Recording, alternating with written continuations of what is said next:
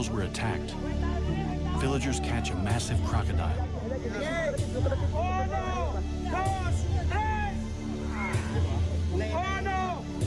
They hope it's the killer.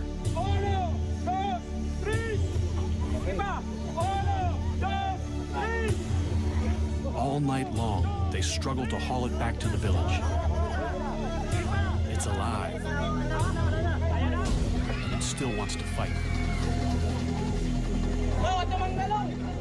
It's clearly an exceptional animal.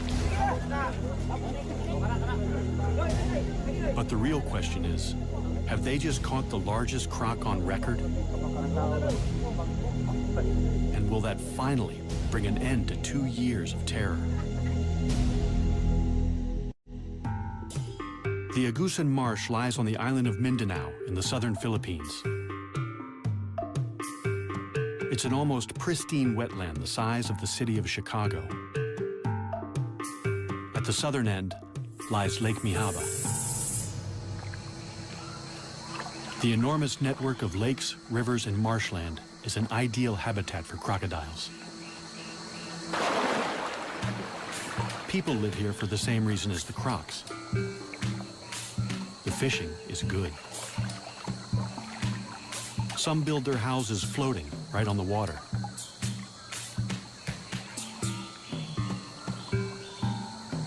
Others live in stilt houses dotted around the marsh. In the rainy season, the water level can rise by 4 meters. It seems idyllic, but something strange has happened. For 2 years, this water has brought misery and terror. A massive crocodile stalked the villagers. It ripped their precious water buffalo to shreds before their eyes. Attacked one fisherman and his son.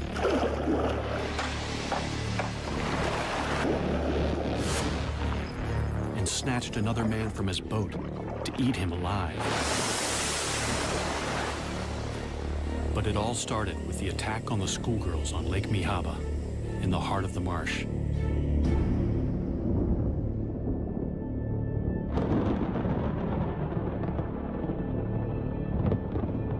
It's 6 o'clock, already nightfall. 11-year-old Rowena Ruiz and her friend Echel Rodrigo are heading home from school. Fisherman Roy Dagas follows right behind.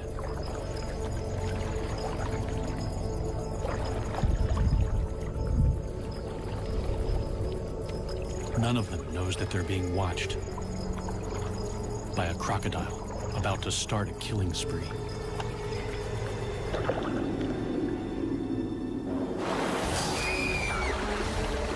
Sitting up front, Rowena never sees it coming.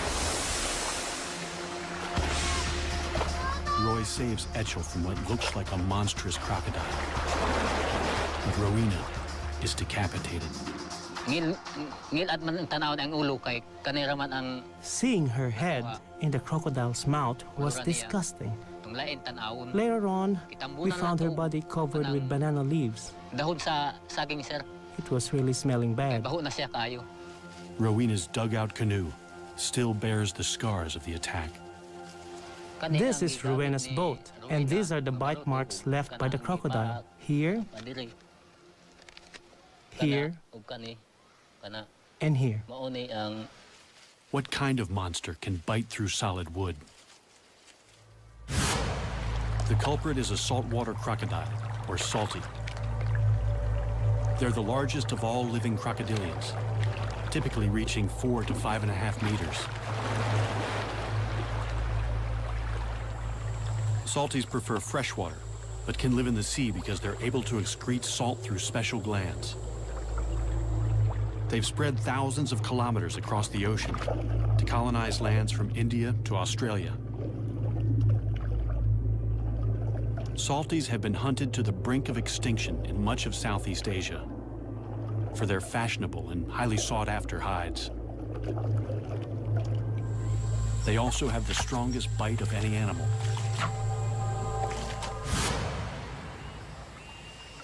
The Agusan Marsh is one of the last strongholds of salties in the Philippines. Since 1994, the crocodiles here are fully protected. Killing one could land you 12 years in prison. The tables have turned. Now the people are being hunted. Roy Dagas is badly shaken by the attack.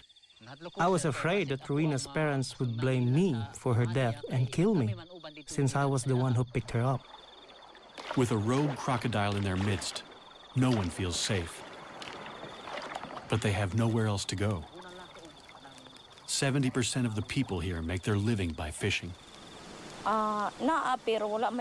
We wouldn't get any work in town because my husband is a fisherman. So we have to stay here in the Agusan Marsh. We have no choice but to stay here. The people who live in the marsh are mostly an ethnic minority known as the Manobo. They live a mostly traditional lifestyle in one of the poorest areas of the Philippines, completely dependent on the marsh for their livelihood. After years of peaceful coexistence, people here suddenly live in fear of crocodiles. We stay inside most of the time because we are scared. We only go outside when Roy is around. We used to see them, but they didn't attack anybody. Attacking people, that's reason. Because the crocodiles are strictly protected, the villagers can't hunt the croc down until the government issues a permit. Meanwhile, children go to school, and the men still have to go out fishing to feed their families.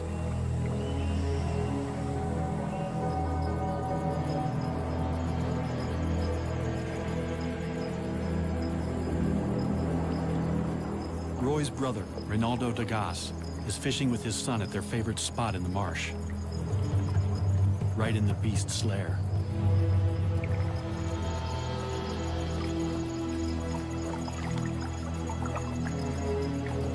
Fishing from the low-sided canoe, they're sitting ducks when the monster croc attacks. The pair fights back.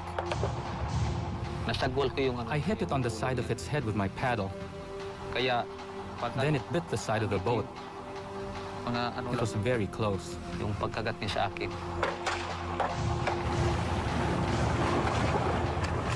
They bolt to the bank in safety. Reynaldo cheats death, one of the few who live to tell the tale.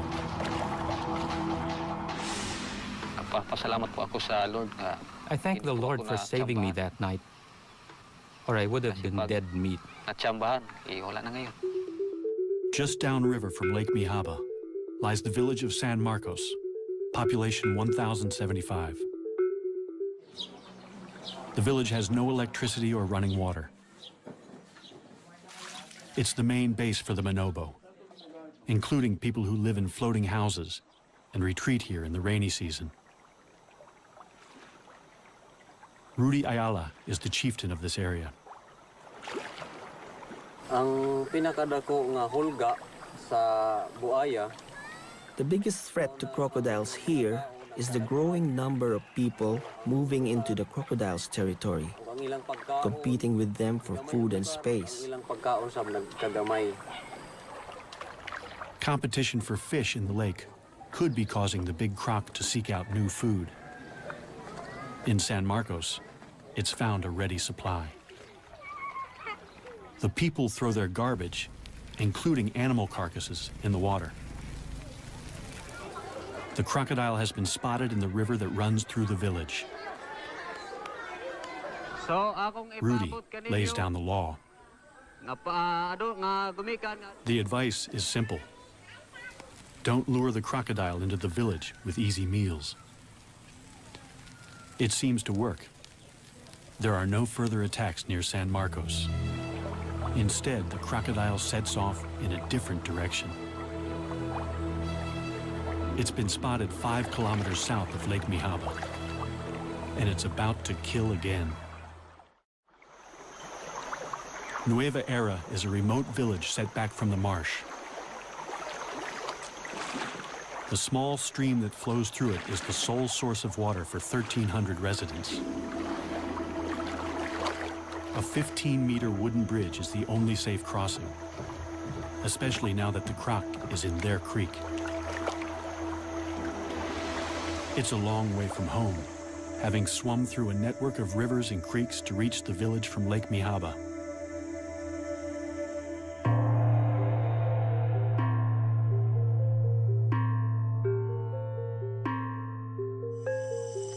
Local farmer Daniel Oxtero has already worked a full day on the land. After dinner, he has to go out fishing, working a double shift to feed a wife and 7 children. He doesn't go far. Fishing near the bridge, he's within earshot of his younger sister. Daisy's house overlooks the creek. Kahit gabi na po ay nagngisda pa rin ang Even though it was dangerous to be on the creek at night, Daniel had to go fishing so he could buy rice the next day and feed his family. Without knowing it, Daisy hears her brother's final moments. Nang gabi iyon, The night that Daniel disappeared at about 9 p.m., PM ng gabi. it was dead quiet in the village. I felt like I was the only one awake. Then the dogs started to bark angrily. Mga tahol ng aso, parang galit na galit ang mga aso. And then I heard splashes in the water, very loud splashes. Malapit sa ilog namin na napakalakas na palo.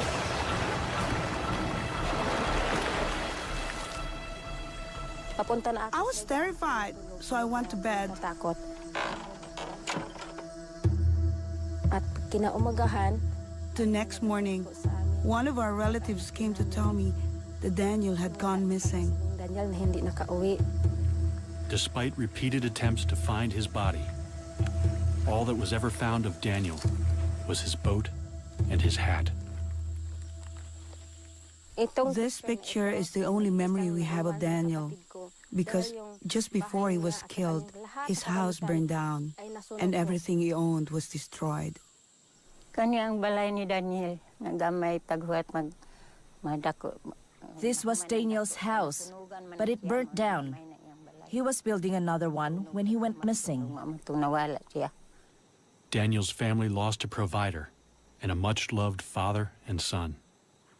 Guol ko kay wala naman siya. Of course I miss him. He's my son. Perhaps it was fate. He was a fisherman, and maybe this is a fisherman's fate. Panginabuhi, pangisda. The fate of Daniel's killer is also sealed. The government in Manila has finally issued a permit to hunt down the rogue crocodile. As long as it's taken alive. There's only one man for the job. Croc legend Ronnie Sumiller has been hunting nuisance crocodiles for 20 years. This will be his most dangerous mission yet. Members of Daniel's family are eager to show Ronnie to where the attack happened. Dahil gusto ko pong I really want them to catch that crocodile because I want to see if it ate my brother. I am scared of the big crocodile. Para sa mga buhaya, We're especially afraid for the children. There are lots of children here. bata. The children don't swim here anymore, but they're in great danger anytime they come close to the creek. The water's edge is a favorite hunting ground for crocodiles. They're ambush predators. It's a strategy honed over millions of years. By lowering their heart rate to 2 beats per minute, they can stay submerged for an hour without breathing, waiting for prey to stray into the strike zone. The attack is sudden and fast. Death can be slow. Crocodile teeth are not for chewing. They're for holding the prey, while the croc uses brute strength to rip it to pieces. They spin to tear off chunks from large prey, the infamous death roll. Smaller prey is shaken to pieces. Ronnie's plan is to use the croc's own preferred hunting strategy to capture it.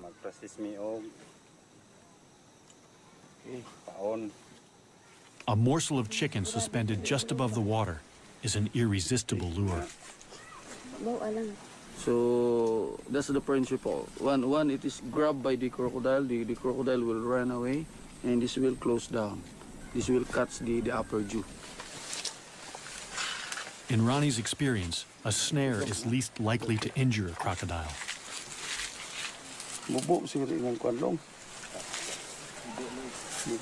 So, this is a hard job because you have to make sure that it's we have to capture it alive. Ronnie posts a sentry in a nearby treehouse. Now, it's a waiting game.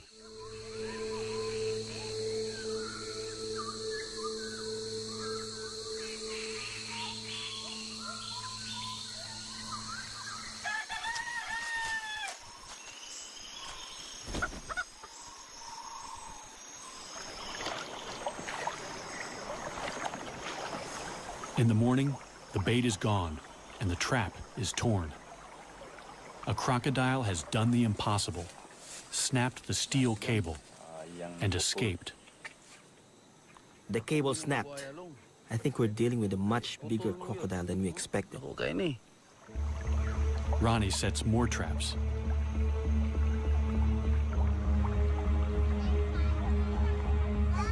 For the villagers, it's a terrifying wait. They find trap after trap in shreds. The croc must be huge. 3 weeks later, a trap finally holds.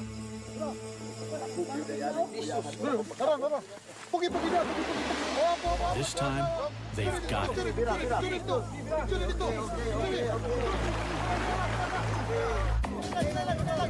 Several dozen men strain in a tug-of-war with a powerful crocodile on the end of their line.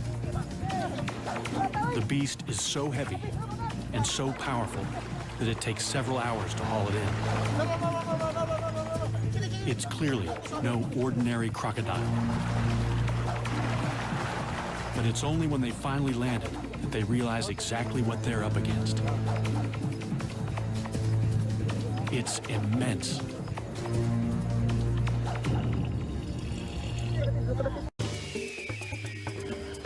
This show was created for you and your family to watch together. Welcome to Nat Geo Wild.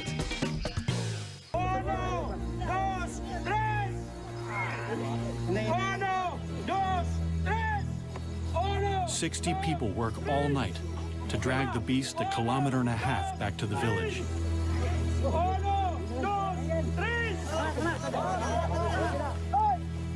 It's over a ton of muscle, power, and killer instinct.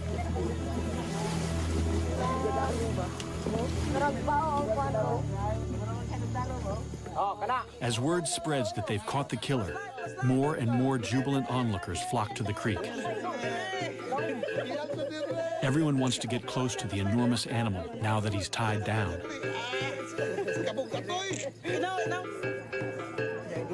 There's plenty of fight left in the croc.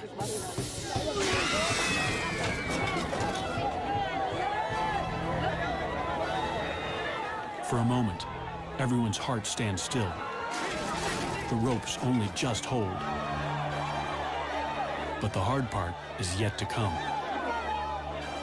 They have to transport the enormous reptile 11 kilometers to a purpose-built tourist park at Consuelo, near the main road. The problem is, the road to the park is on the other side of the creek. And the only bridge is far too rickety and narrow. They have to transfer the killer crocodile to a makeshift pontoon and float him across.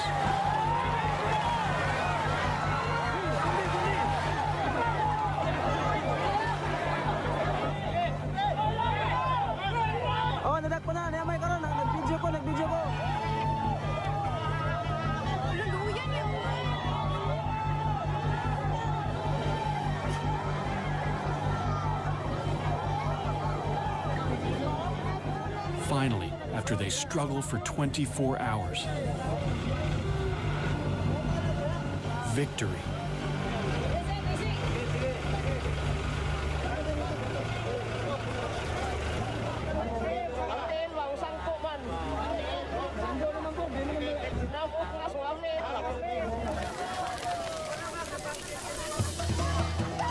The party goes on deep into the night.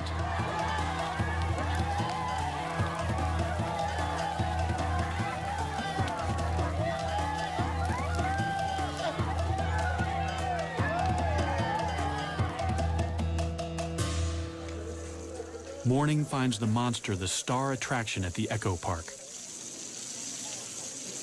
Its pond was initially going to be a swimming pool for children. It's clearly a male. He weighs more than 1,040 kilos. Female salties rarely exceed 160 kilos and grow no more than 4 meters. This guy looks to be over 6. They call him Lolong. Lolong could get them into the Guinness Book of Records. They finally get a good look at him, but the villagers have second thoughts about whether this is the killer croc. That's not the right one, is it? No, it's too small. In the cold light of day, they say that no matter how big he is, he's just too small to be the killer.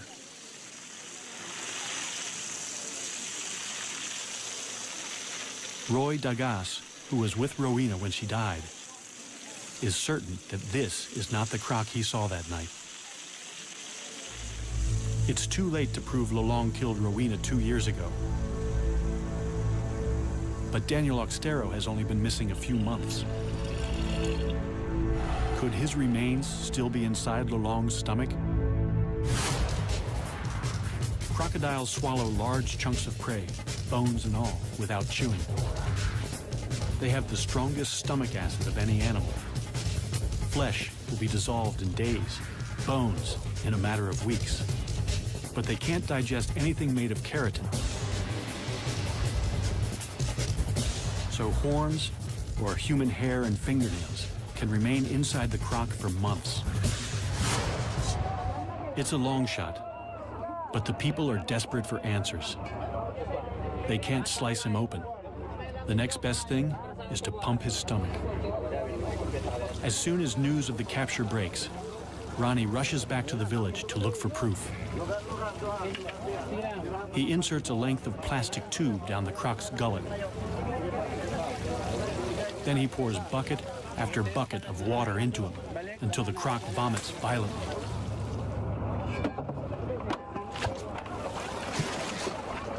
Ronnie doesn't find any human remains. The stomach pumping is inconclusive.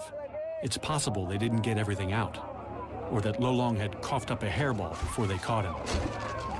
It's also possible that another giant crocodile killed Daniel, and that it's still out there. Life is returning to normal on the island of Mindanao, but it's not safe to go back in the water. Giant crocodile sightings continue even after the capture of the monster croc Lolong.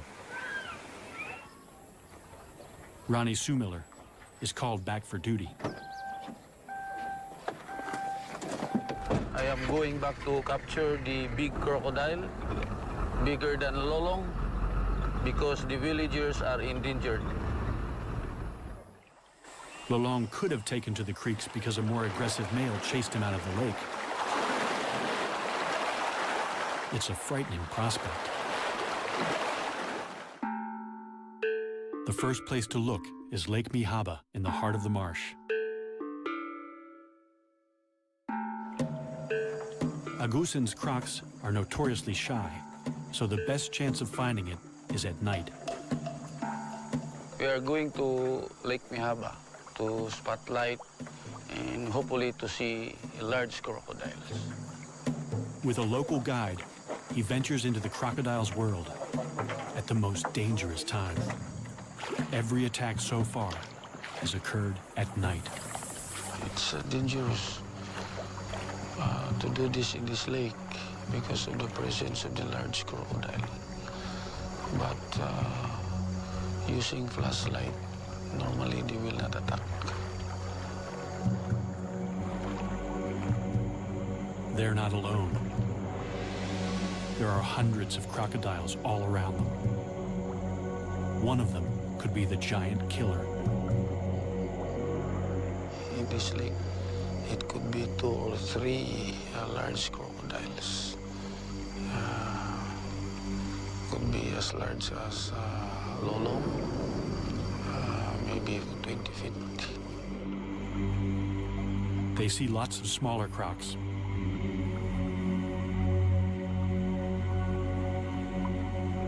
Ronnie spots a likely suspect. Or it could just be the light playing tricks. This is the area where Rowena was attacked by the crocodile. So the boat was capsized. They don't want to be the next victims, so Ronnie calls it a night. Then he gets another break in the case. Near Nueva Era, he hears of a rare sighting of a giant crocodile in broad daylight. He misses it by only hours. Hello. Hello. Did you see a crocodile over here? Yes, at about 11 o'clock. So, this is where its head was positioned? Yes, with its shoulders over here. How big do you estimate its head was? It was huge, and he had his mouth open like this. With a stick, Ronnie measures where the head was, so he can estimate the croc's total length. So they're at the pit. I've never seen a crocodile like this. He is almost 40 feet, I should say. It's really a huge crocodile. Even for a skeptic, it's scary to imagine the croc that hauled out here. Then Ronnie discovers that this is not the first time that someone has reported a 12-meter croc around Nueva Era. A few months ago, Javar Abdul saw a colossal crocodile take down his prize water buffalo, or carabao. Imagine the croc that could take down one of these. A fully grown carabao weighs almost 500 kilos. Losing an animal like this is like losing a tractor. They are our livelihood. We use them to plow the fields and to haul logs. It was a huge loss for me because it was the only carabao I had. The monster dragged the massive carabao downstream, but got stuck under the bridge, so Javar got a good look at the culprit. So why couldn't the croc pull the carabao under the bridge? The water level was too high, so the legs of the bridge were blocking it.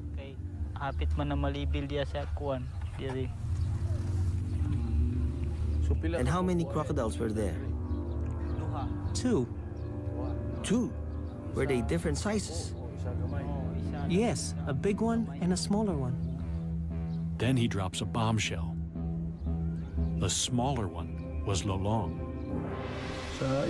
How big do you estimate the big one was? I estimate more or less from that point over there to the far side of the bridge. Okay, let's measure that. Instead of one giant croc chasing another out of Lake Mihaba,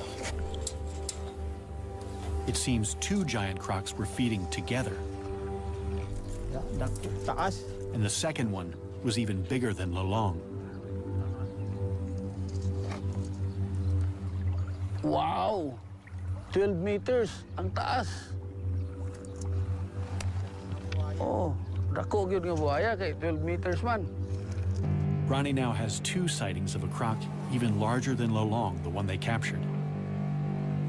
And no incriminating material in Lolong's stomach. So another croc could be responsible. Good news. An expert is on his way to measure Lolong and see if he's a contender for the world's largest croc.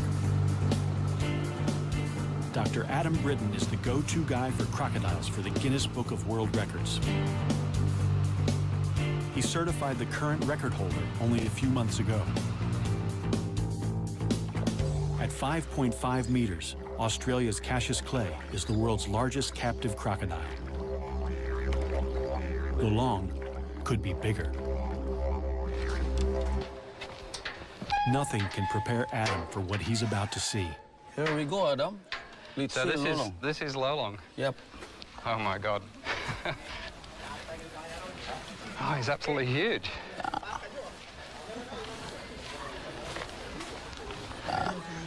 That's Lolong. It's incredible. Yeah. So really huge. I think he's the biggest crocodile I've ever seen. Yeah.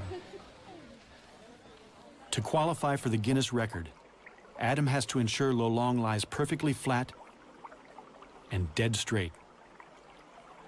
So how do you measure a giant man-eater? It would be good to do it actually down the crocodile's back. Very carefully. I'm actually going to inject him with 2 different drugs. One is a muscle relaxant, and the other one is Valium. So he'll actually, hopefully, be quite happy while we're measuring him. While he's under, Lolong is in danger of overheating, so he must be constantly hosed down. Adam has never sedated a crocodile this big before, and he's not sure how long it will take. But it's a large crocodile, and it's going to take a long time.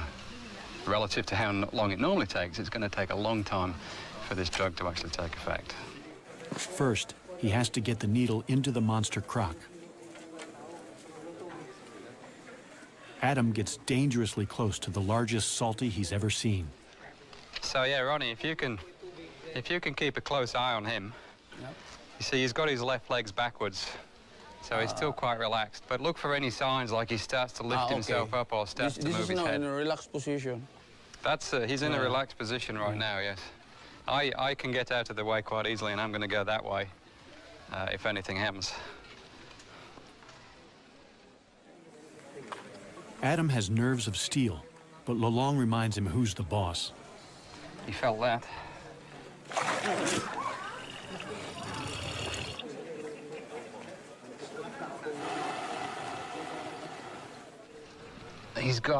He's got some really powerful muscles that run down his tail, and this is intramuscular.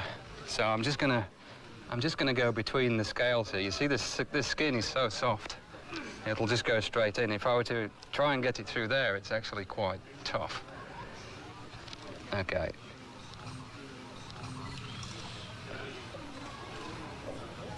Oh. Okay. It's like a big mosquito. Wow, even that bent the needle. That was simply because he moved his tail. So the power of the muscles in the tail bent the needle while it was inside.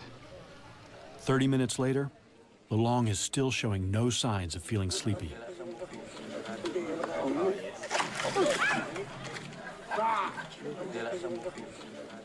It's actually good. Every time he swings like this, then his blood is pumping. And the sedative that we put in will take effect more quickly. Okay. The sedatives are still showing very little effect. But Adam has drugged Lolong as much as he dares. Too much could kill him. They're going to have to shut those massive jaws by force. We have to remember that this crocodile is huge, it's enormously heavy, very powerful. Adam can't do it alone. He's going to need some help. We're going to use 6 people for this procedure. He's going to have, by the time we've finished here, he's going to have 2 ropes on his jaws. So one person on either side of his head is going to hold those ropes nice and tight. Then I'm going to jump on the back of his neck and push his head down. This is after I put a towel on his eyes. I'm going to get one person then behind me to help me keep weight on his chest, and then 2 more people on his back legs. And we're going to lift his legs up off the ground so that he doesn't have any leverage with those legs. And he's still going to be stronger than us, really. I mean, he's huge, incredibly powerful, strong crocodile. But it's amazing when you get on the back of the head, particularly, and you cover the eyes and you put pressure down there, they often give up. They'll just sit there and say, okay, do what you need to do. Fingers crossed, anyway. Ronnie rounds up 5 volunteers. They have to get in the pen with the giant crocodile and sit right on his back. Okay, let's go and test him first and see if that drug is taking any more effect.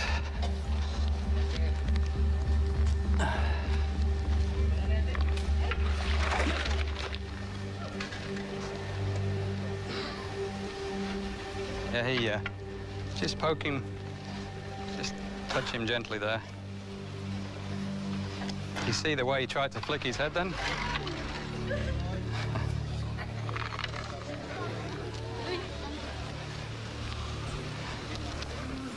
He's definitely lost some of his strength. They place towels over Lolong's eyes to help keep him calm. Okay.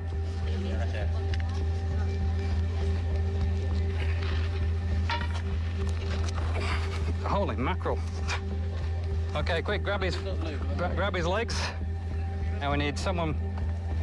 Okay, everyone on, someone with the tape now to tape his jaws. Don't it sticks to itself. One more, that's good. Okay, break him off. Scientists know very little about giant crocodiles. Also, I'll take one off. This is the first time anyone's been able to measure a living croc over 6 meters. Okay, is everyone good? Yep. Okay, good job. I mean, I'm so used to doing this, but everything's scaled up. It's amazing. It's like measuring a dinosaur. It's just, it's amazing. I'm not used to this. 84. 84, what was the name? 84, that's the interorbital. Okay. Adam takes this rare chance to make detailed measurements. 255, it's actually 496. What do you say? 450? Finally, yeah, okay, 450, the one exactly. everyone's waiting for. Now for the moment of truth. Dr. Adam Britton is going to measure snout to tip along the curve of Lolong's body. Yeah, that's good, yep. All right, just make sure this goes straight down the middle again. This is the one that has to be.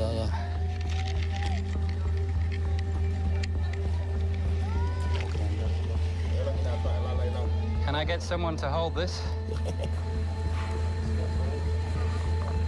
6170. 6170. Which is the largest saltwater crocodile in the world. 6170. In fact, that's the largest crocodile in the world, full stop. 6170. Lolong is 6.17 meters long, the largest known living crocodile, by more than a half a meter. Time for a photo opportunity as Adam declares a new Guinness World Record. The official size of Lolong is 6.17 meters.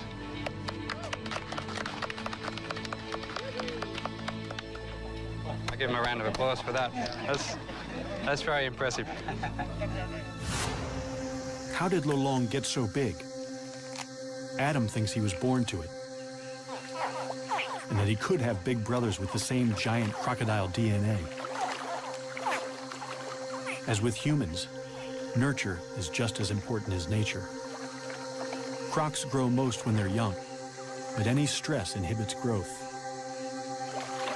Only 1 or 2 siblings in a clutch reach their full potential. In his formative years, Lolong must have had plenty of food and few competitors. There were also far fewer people in the marsh to stress him out with their outboards and dynamite.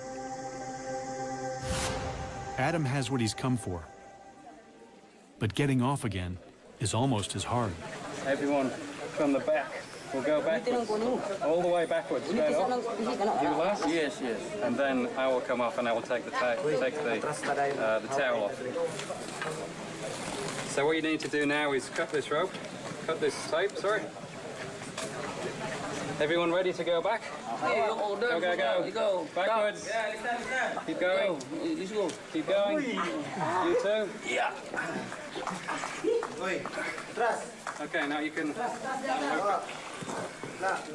While Lolong is still a bit groggy, Adam can't resist the temptation to get his first really close look at the business end of a 6-meter croc. This is probably the most powerful set of jaws in the world, with teeth that'll make a meal of anything unfortunate enough to get too close. One thing that's interesting with these big crocs is the size and the shape of the head varies a lot. Lolong's is quite wide, so it's actually very interesting. He's got all these incredible gnarly ridges all the way down the front of his snout. But you look at his head and it's so flat and wide. Oh, and now he's opening his eyes to look at me. So, well, if he's looking at me, I'm going to move a little bit further out of range. So a saltwater crocodile has got the strongest bite of any animal, without question, and particularly Lolong. I mean, this will be, if we were to measure this bite, he would be the strongest that had ever been measured. It's quite amazing. But if you're going to have such an incredibly strong bite, then the jaws have got to be strong enough so that they don't splinter when you bite down on something like a turtle, for example. And the whole shape of the crocodile's head is really designed to give it that strength so that it's reinforced.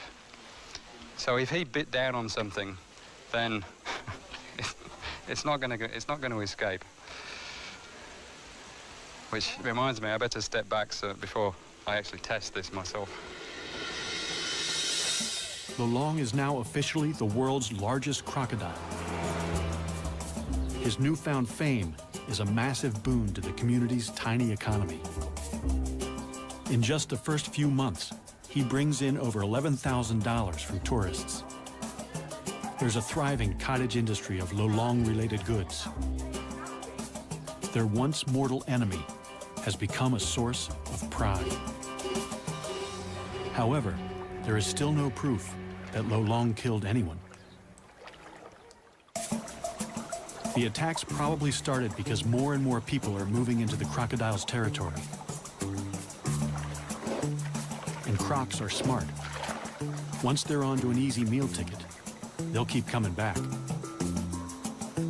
There have been no more deaths since Lolong's capture. Still, the rumors of another giant croc won't go away. And after Adam and Ronnie go home, the people of the Agusan Marsh will still be living with thousands of crocs just meters from their houses. They've caught the world's largest crocodile, and they have a pen ready for his bigger brother. No matter what the experts say, the people believe that the real killer is still out there.